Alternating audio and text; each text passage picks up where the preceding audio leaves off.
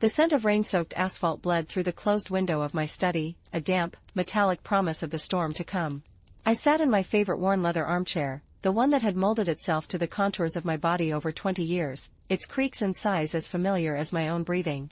My fingers, gnarled and speckled with the map of my 72 years, traced the embossed gold lettering on the old, thick ledger in my lap. This book held more than numbers, it held the sweat and soul of my entire life. The life I had built from nothing after my husband, my sweet Samuel, had been taken from me too soon. The soft, yellowed pages smelled of old paper, ink, and a faint, comforting hint of lemon polish. Outside, the first fat drops of rain began to tap dance on the roof, a gentle prelude to the downpour. The sudden, sharp rap of the doorbell shattered the quiet, a sound too aggressive to be friendly. My heart, that old traitor, gave a painful thump against my ribs. I knew who it was before I even rose, my knees protesting with a familiar ache. It was Tuesday. My son, David, always visited on Tuesdays. But this visit felt different, the air in the hall thickening as I approached the door, the cheerful floral wallpaper seeming to press in on me. I opened the door to find David standing there, his broad shoulders damp with rain, his face a mask of strained affability that didn't reach his eyes. Behind him stood a woman I didn't recognize, clutching a sleek leather briefcase that looked alien and menacing against the cozy, cluttered warmth of my home. "Mom," David said, his voice too loud, too bright. "You remember Dr. Evans, from the geriatric assessment center we talked about?" My breath caught in my throat. We had never talked about any such center. A cold dread, colder than the rain now sheeting down the window panes, began to pool in my stomach. The scent of David's cologne, something sharp and modern, clashed violently with the familiar smells of my home, the lingering aroma of the morning's coffee, the beeswax from the furniture, the faint, ever-present scent of the lavender sachets I kept in the linen closet. "David," I said, my voice steadier than I felt. "What is this?" "It's just a routine checkup, Mom. For my peace of mind. I've been so worried about you lately. You've been forgetful." He stepped inside without waiting for an invitation, his presence suddenly overwhelming the small foyer. Dr. Evans followed, her heels clicking a sterile rhythm on my hardwood floors. The next hour was a blur of humiliating questions and simple tasks that felt like intricate traps. "Eleanor, can you tell me what day it is? What year? Who is the current president?" Her voice was calm, professional, but her eyes were clinical, dissecting. She asked me to count backward from 100 by sevens, my mind, which could calculate the profit margin on a truckload of textiles in seconds, stumbling over the numbers. She had me draw a clock face, and my hand, which had once sketched flawless dress patterns, trembled just enough to make the circle slightly lopsided. All the while, David watched, nodding encouragingly, but I saw the gleam in his eye, a hunter's gleam. He interjected with helpful anecdotes. "She left the stove on just last week, doctor. Burned a saucepan to a crisp." A lie. The stove had been off, I had merely forgotten a pot of soup, which had simmered down to a sticky, scorched mess. But his version sounded so much more damning. The final blow came when Dr. Evans, after a hushed conversation with David in the corner, turned to me with a smile that didn't touch her eyes. "Eleanor, based on this preliminary assessment and your son's concerns, I'm recommending a more thorough evaluation. It seems there may be some early cognitive decline. We need to discuss your living situation and the management of your assets." The word assets hung in the air, ugly and final. It wasn't about my well-being. It was about the house, the business, the savings, the life Samuel and I had bled for. My own son was orchestrating a coup in my own home, with the rain as his witness. That night, after they had left, the silence in the house was deafening. I didn't turn on any lights. I sat in the darkening study, the ledger heavy on my lap, and I cried. I cried for the little boy who used to climb into this very chair with me, his small body warm and trusting, begging for a story. I cried for the man he had become, a stranger with greed in his heart. The storm outside mirrored the one raging within me, the wind howling its fury against the windows. The warm, safe world I had built felt like it was crumbling at the edges, and the chill of betrayal seeped deep into my bones. I was alone, truly alone, for the first time since Samuel's passing. But as the storm began to subside, so did my tears. A different emotion began to kindle in the hollow space left by my grief, a slow, burning ember of anger. He thought I was forgetful? He thought I was incapable? He had no idea who he was dealing with. Samuel and I hadn't built seamless textiles from a rented garage by being incapable. We had fought for every client, weathered every economic downturn, outsmarted every competitor. That fighter was still in me. She was just buried under layers of grief and motherhood. David had just dug her up. I stood up, my body aching but my resolve iron strong. I walked to my desk, the old wood smooth under my fingertips. I opened the bottom drawer, the one with the sticky lock that required a specific jiggle, and I pulled out my own files. Not the modern digital folders David was always pestering me about, but thick manila envelopes stuffed with paper, receipts, contracts, bank statements from the last 5 decades. I had a system, a complex, analog web of cross-references and coded ledgers that would look like the ramblings of a confused old woman to anyone else. To me, it was a fortress. And I began to plan my defense. The weeks that followed were a secret campaign waged in the quiet hours of the night. While the world slept, I was awake, the green-shaded banker's lamp on my desk casting a pool of warm light over my battlefield of paper. The house was filled with the sounds of my war, the soft rustle of pages, the determined scratch of my favorite fountain pen, the methodical click of my old mechanical calculator. I could smell the faint, acrid scent of its internal gears heating up with use, a smell that brought back memories of long nights building the business with Samuel. My first move was to find a lawyer. I couldn't trust the family firm David used. I needed a fighter. I found Margaret Albright listed in the yellow pages, her ad simple and bold, protecting your rights, preserving your dignity. Her office was in a modest building downtown, smelling of strong coffee and old books. Margaret herself was a woman in her late 50s with sharp, intelligent eyes and a no-nonsense handshake. I laid out my son's plot for her, my voice trembling not with weakness, but with a cold, focused fury. She listened, her expression unreadable, until I finished. Then she leaned forward, her elbows on the desk. Eleanor, what you're describing is unfortunately common. To stop this, we need to prove you are of sound mind and that David is acting in bad faith. A competency hearing will be scheduled. He will bring his evidence. We need to bring ours. Do you have your financial records? Can you demonstrate a clear understanding of your assets? I smiled for the first time in weeks, a thin, hard smile. Oh, Margaret, I said, sliding a thick folder across her desk. I can do more than that. I began to document everything. I kept a daily journal, written in my precise, looping cursive, detailing not just my activities, but my clear-headed reflections on the situation, my understanding of the legal process, and my analysis of my own finances. I recorded the dates and times David called, the manipulative language he used, the veiled threats about needing to be in a safe place. I noted how he had recently tried to get me to sign a new power of attorney document, claiming it was for convenience. Meanwhile, I played my part. When David visited, I was the slightly confused, frail old mother he wanted to see. I would sometimes repeat a question, let my gaze wander as if I'd lost my train of thought. I saw the satisfaction in his eyes, the growing confidence that his plan was working. He started talking more openly about the transition, about selling the house, about liquidating the business assets which had been mostly dormant since I semi-retired. He never asked about my well-being, only about my papers, my accounts, my keys. The day the formal court papers arrived, delivered by a stone-faced process server, the weight of it all became terrifyingly real. The document was cold, legalese that called me the respondent and accused me of being unable to manage my financial resources and property effectively. The words incapacitated person were circled in red. My hand shook as I held the paper, the cheap ink smearing slightly under my thumb. I felt a surge of panic so potent I almost called the whole thing off. Maybe it would be easier to just give in. To let him win. But then I thought of Samuel. I thought of us, 2 kids with nothing but a dream and a relentless work ethic, turning a $1,000 loan into a thriving enterprise. I remembered the feel of the industrial sewing machines vibrating through the floor, the smell of new cotton and dye, the triumphant exhaustion after landing our first major contract. I had fought off corporate sharks twice as smart and 10 times as ruthless as my own son. I would not go down without a fight. The morning of the hearing dawned gray and cold. I dressed with care, choosing a navy blue suit I hadn't worn in years, the wool fabric crisp and authoritative. I fastened the pearl necklace Samuel had given me for our 25th anniversary, its cool, smooth spheres of comfort against my skin. I looked in the mirror and saw not a vulnerable old woman, but Eleanor Rossi, co-founder and former CEO of Seamless Textiles. My reflection stared back, eyes clear, spine straight. The courthouse was a temple of anxiety. The air was thick with the smell of antiseptic floor cleaner and stale perfume, undercut by the faint, sour tang of human fear. The floors were polished marble, echoing with the hurried footsteps of lawyers and the anxious whispers of families. We sat on a hard, wooden bench outside the courtroom, Margaret by my side, a calm, solid presence. My heart was a frantic bird beating against the cage of my ribs. Then I saw him.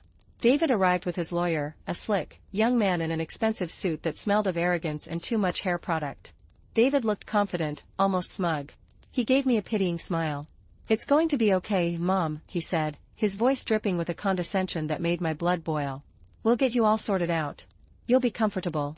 You won't have to worry about a thing. I simply looked at him, letting him see the steel in my eyes for the first time. His smile faltered for a fraction of a second. Then the heavy wooden door to the courtroom opened, and we were called inside.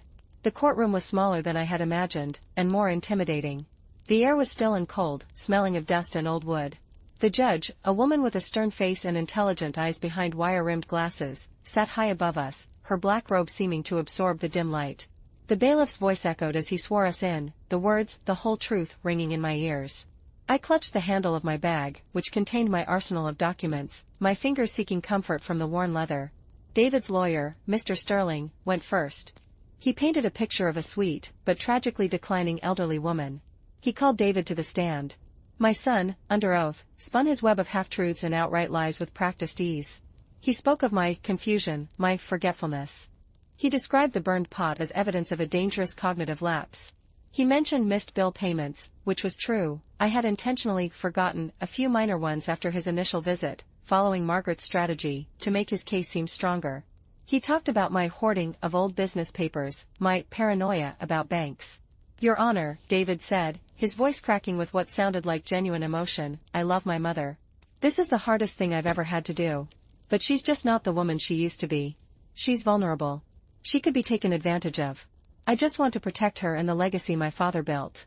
Each word was a needle pricking my heart. The legacy my father built. As if I had been a mere bystander in my own life. I kept my face a placid mask, but inside, the fire of my rage burned white-hot. Then it was Margaret's turn to cross-examine. She stood slowly, a quiet predator. "Mr. Rossi, you stated that your mother is unable to manage her financial affairs, is that correct?"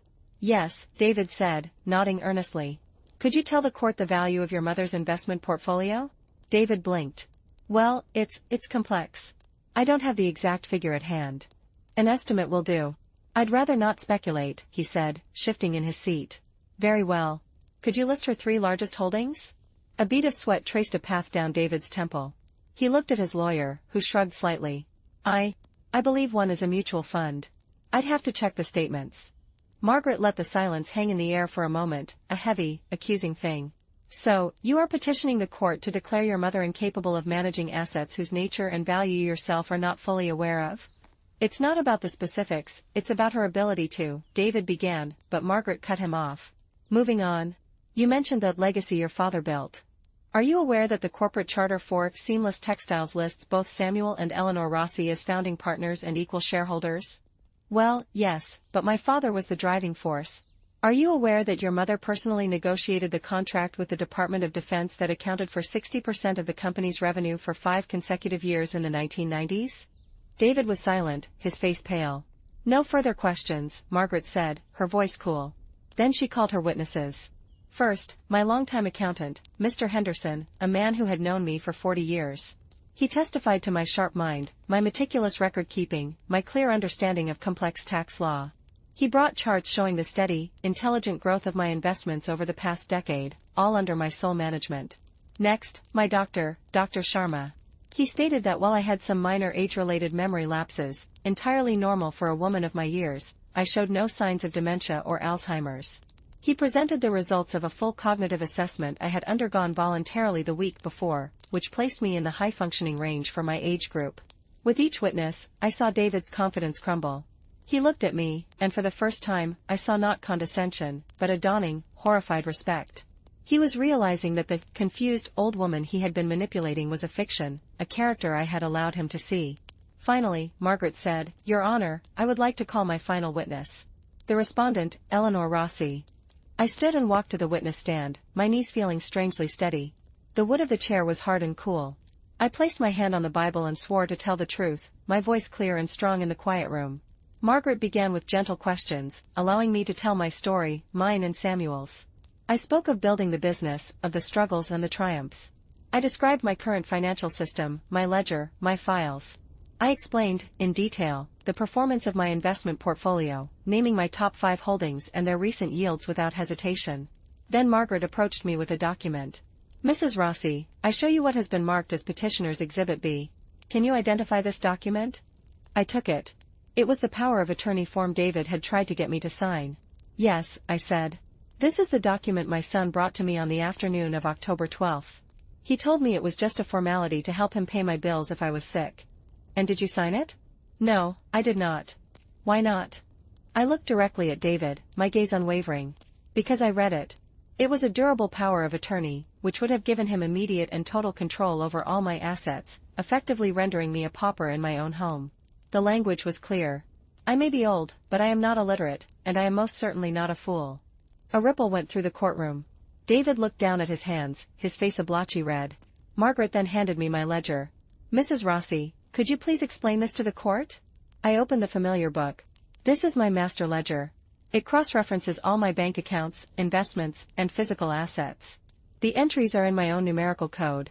For example, this entry here, I said, pointing to a string of numbers and letters, references a certificate of deposit at First National Bank, account number ending in 4372, which matures on June 15th of next year. The value is $150,000. I proceeded to decipher several more entries, each one revealing a precise and comprehensive understanding of my entire financial life. When I finished, the courtroom was utterly silent. The judge was looking at me, a new light of respect in her eyes. Margaret said, Your Honor, the evidence is clear. Eleanor Rossi is a sharp, capable, and fiercely intelligent woman. Her son's petition is not based on concern, but on greed. He sought to take advantage of her age and gender, to diminish her life's work and steal the legacy she built with her own hands. We ask that this petition be dismissed with prejudice. The judge didn't even need to retire to consider. She looked at David, her expression severe. Mr. Rossi, I have rarely seen such a clear-cut case of predatory behavior masked as filial concern. Your mother has not only demonstrated full competency, she has demonstrated a financial acumen that, I suspect, far exceeds your own. The petition for guardianship is denied. Case dismissed. The bang of her gavel was the most beautiful sound I had ever heard. It was the sound of my freedom, my dignity, my life, given back to me. The aftermath in the courtroom was a study in starkly different emotions. On my side, there was a quiet, profound relief. Margaret squeezed my hand, her professional demeanor softening into a genuine smile. You were magnificent, Eleanor, she whispered. On the other side, David looked utterly shattered. All the color had drained from his face, leaving him pale and waxy. He couldn't meet my eyes. His lawyer was already packing his briefcase with sharp, angry movements, the scent of his expensive cologne now smelling only of defeat. I stood up, my body feeling both incredibly heavy and impossibly light. I gathered my things, my precious ledger, my bag, my movements slow and deliberate. I walked out of the courtroom without a backward glance at my son. The marble hallway seemed brighter now, the air easier to breathe. The oppressive weight was gone. But David followed me out. His footsteps were hurried, clumsy on the polished floor. Mom, wait. I stopped and turned to face him. The hurt was a fresh, raw wound, but the anger had banked into a cold, permanent ember. His face was a contorted mess of shame and desperation. I don't know what to say. I'm so sorry. I was wrong. I was scared for you. You thought you could take what was mine, I said, my voice quiet but cutting through his excuses like a scalpel. You thought the woman who raised you, who taught you how to tie your shoes and ride a bike, had become a simple-minded fool. You saw my age and my grief as a weakness to be exploited. You did not see me, David. You saw a prize. Tears welled in his eyes, but they sparked no pity in me.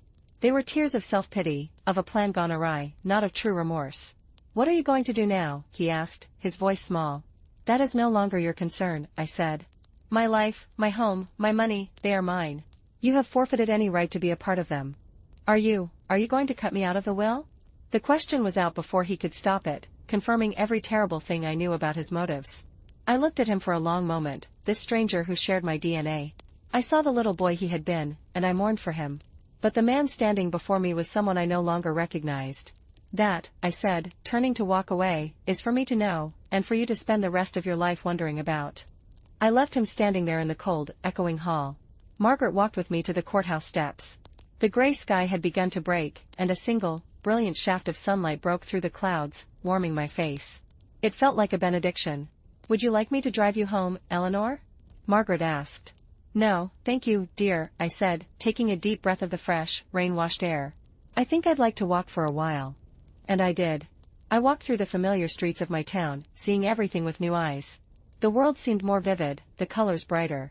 I was free. The legal battle was over, but the emotional one was just beginning. I knew the silence in my house would now be different. It would no longer be the silence of loneliness, but the silence of peace. It would be filled with the memories of Samuel, of our love and our partnership, and now, with the proud knowledge that I had defended what we built.